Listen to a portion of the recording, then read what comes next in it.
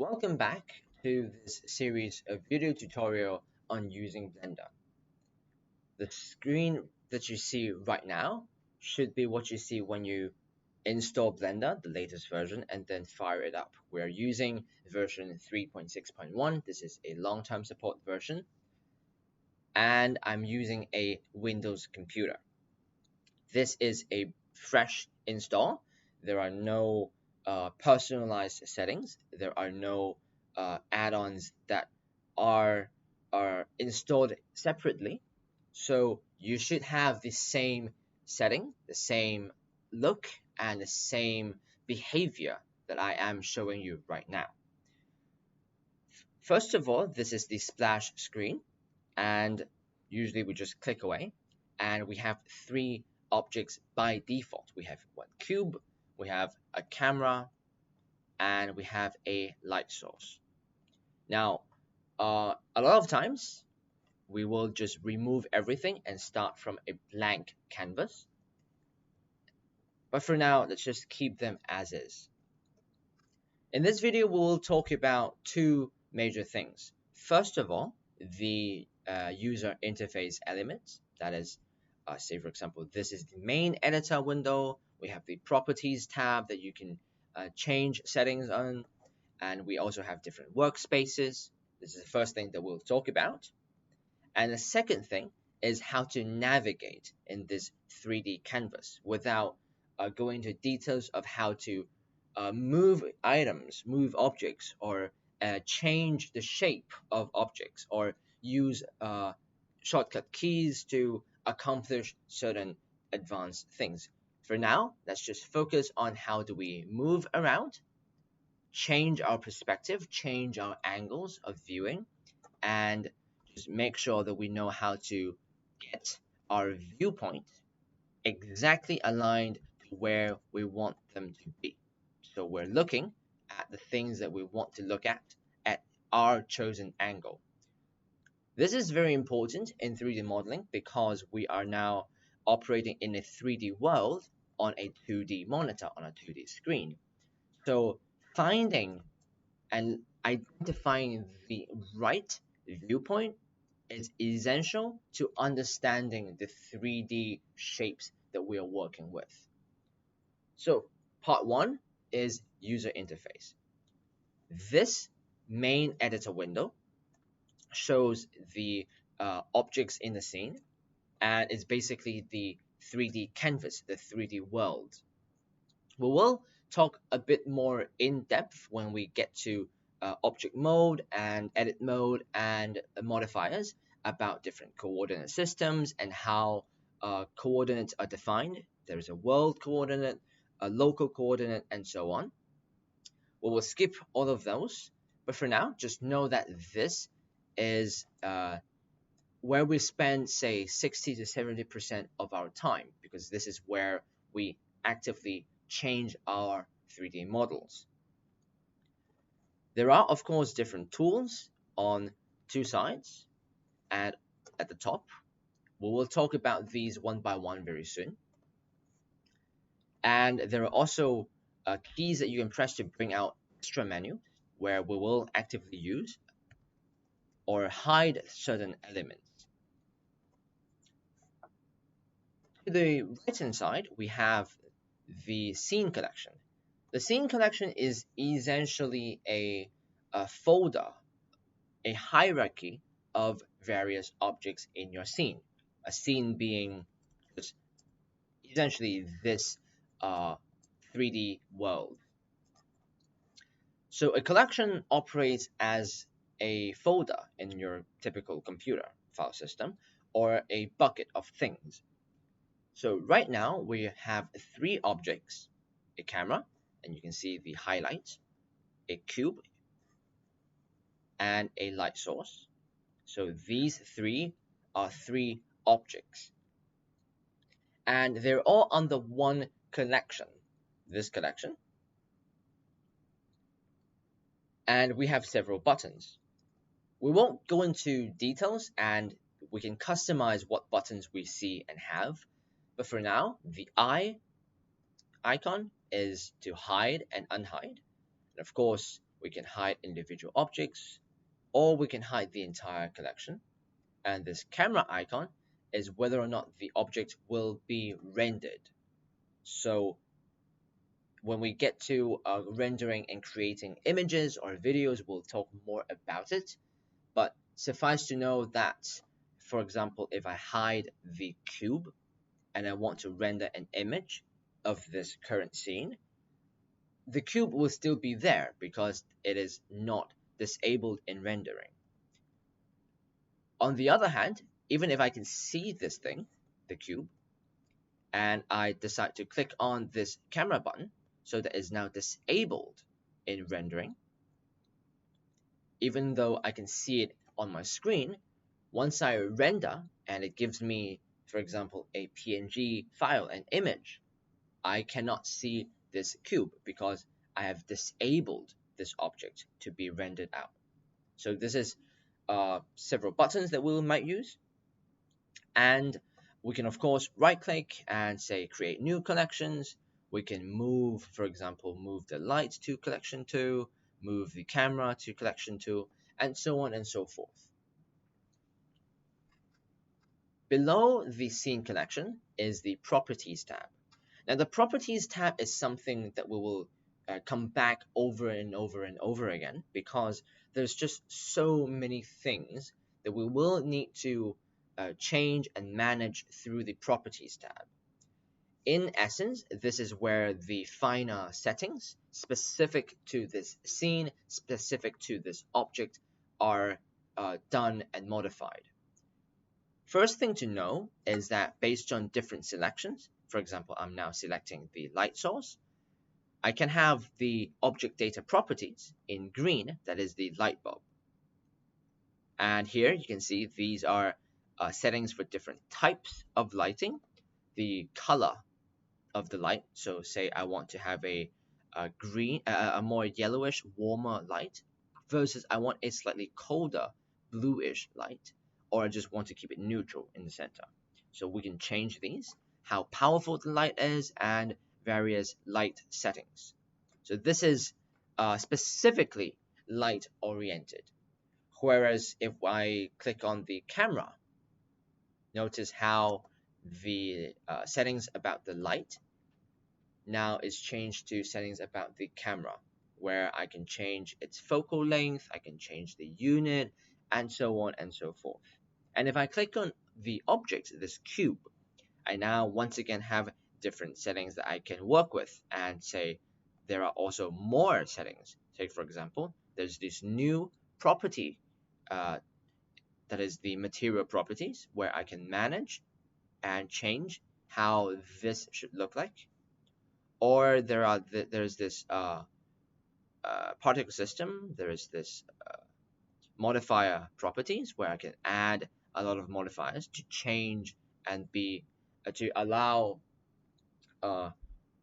non-destructive changes based on these modifiers.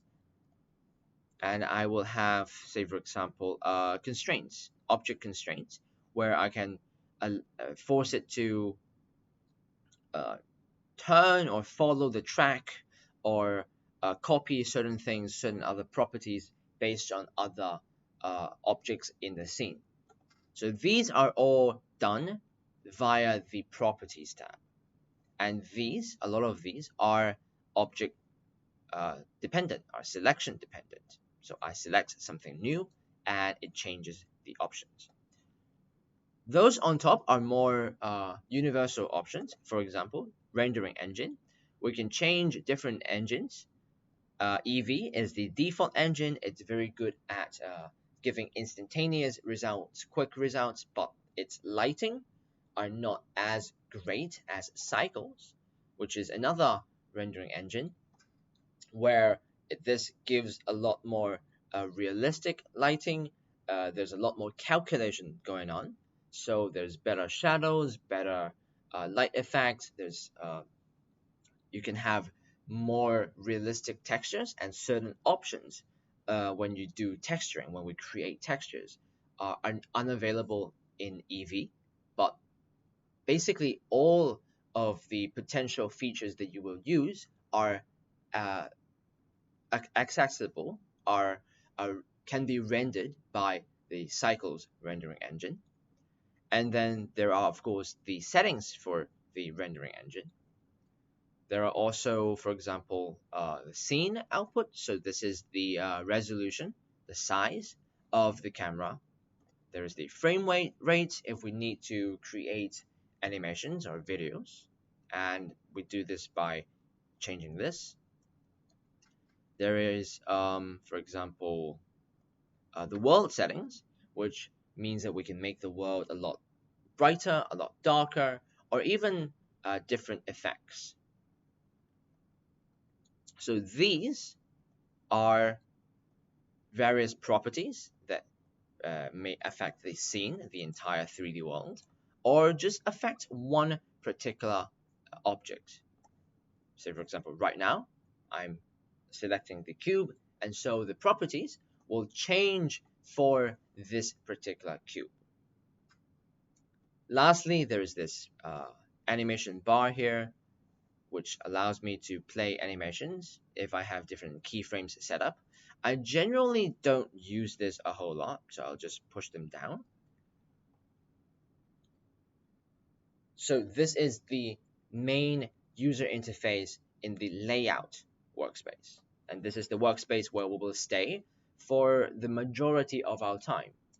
The only other workspace that we will use for like a fair amount of time is the shading workspace, because this is where we create color.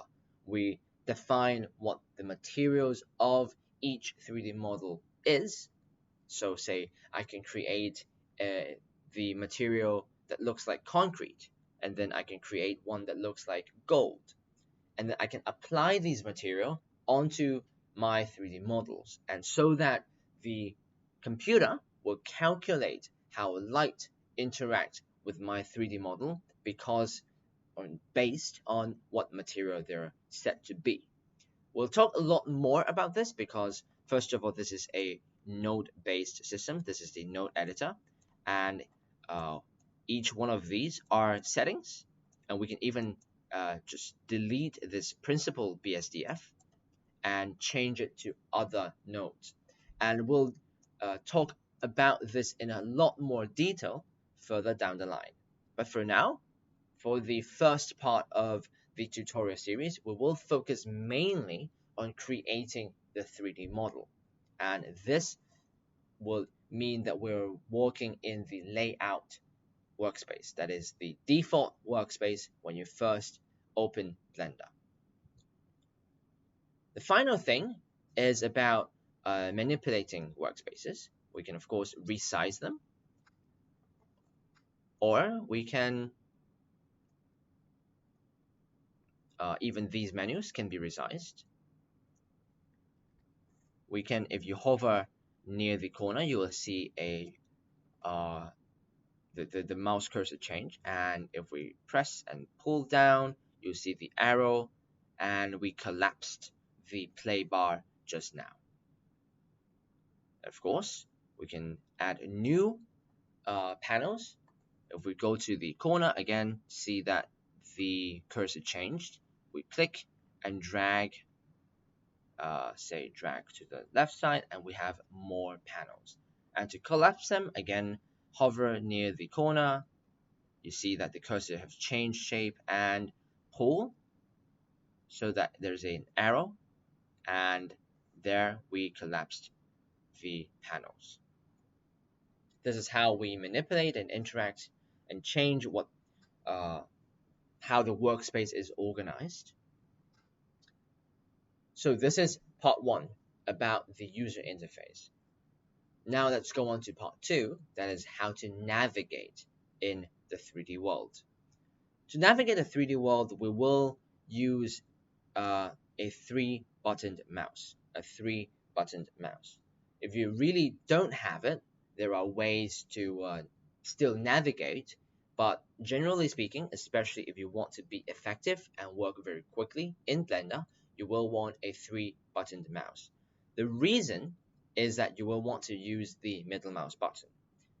The middle mouse button, if you hold down and drag around, you will see I'm rotating about in this scene.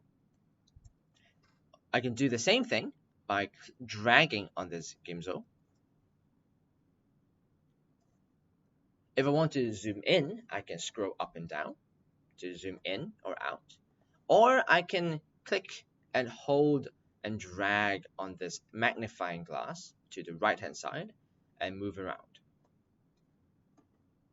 I can also use the palm, click, drag to pan my camera, pan my viewpoint around, or I'll hold shift, hold down the middle mouse button and move.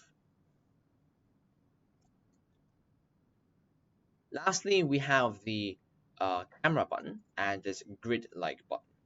The camera button toggles the camera view. And what it means by the camera view is that there is one camera defined in our scene right now. And when we render an image or a video, we will render it based on the camera that we set up. So this camera. So we'll want to know exactly what the camera is looking at. And this is what the camera view does. It tells you what your camera is looking at right now. What screen is it capturing? What object is in or out? And what can I see if I press render? And there is also this grid button, which changes from perspective view to orthographic view.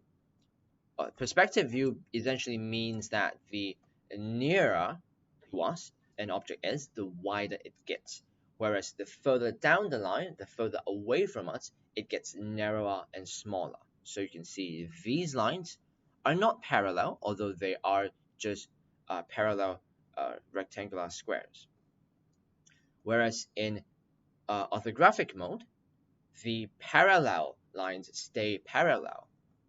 So the width of objects won't change as we see it, but this is not how our human eyes function and behave, and this is very good for 3D modeling, especially for 3D modelers that require precision.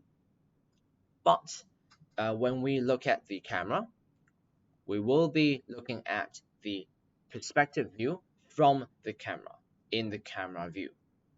Now you'll see me changing, toggling from just outside the camera to camera view very quickly. Also, you'll see me without having to click on this button every time. I can change from orthographic to perspective view very quickly. And to do that, you need a number pad. You need a number pad. So if you don't have a number pad on your keyboard, again, there are ways to go around this issue, but we strongly recommend you to use a keyboard with a number pad. The reason is this is probably the quickest way of navigating and changing and aligning viewpoints. If we press number pad 0, that brings us to the camera view. Press again and it goes back out. If we press number pad 5, it goes into orthographic mode. Press again, perspective mode. Now the remaining keys on the number pad are also useful. Press 1, it takes us to the front view. Let me very quickly do some modifications actually, so that it's easier for us to see what is going on and how things are changing.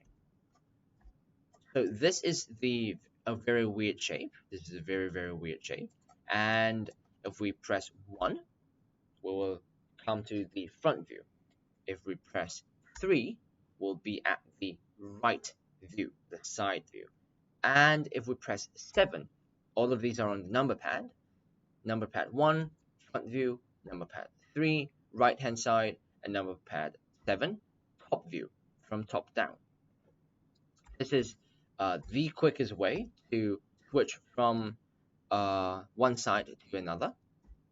And the good thing about this is that it allows us to focus on changing and modeling the object on a particular plane. Say, for example, right now I'm looking into XY plane because this is the top view. And by going to the side view, I pressed number pad 3.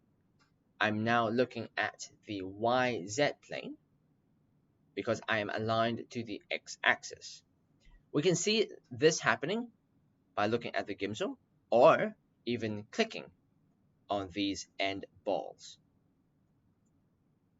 So again, if you don't have a number pad, if you don't have a 3-buttoned mouse, it is fine and you will be able to use all the functionalities that Blender have. However, it will be a pain and it slows you down significantly. You will want to get into the habit of using the middle mouse button for everything, for navigating, and you will want to get in the habit of using the number pad to change viewpoint. Now, this video is getting longer and longer, so we'll stop here. And in the next video, it will be on optional settings and customizations that I believe greatly enhances your experience when you first start in Blender. Those will be simple visual changes, say for example, making some dots larger, making these vertices larger so that it's easier for you to find, and making this outline highlight thicker so it's easier to look at. Also, there will be certain minor changes to navigation or modes of navigation just so it's easier for us to figure our way out in a 3D canvas, especially to people who are using 3D softwares for the first time. Of course, if you have some background in engineering, say CAD softwares, you will have a slightly easier time. But for now, just take your time and look around in this 3D canvas because we will revisit this blank 3D canvas and start creating our first model, our very first 3D model, 3D object in this scene very soon. I'll see you next time.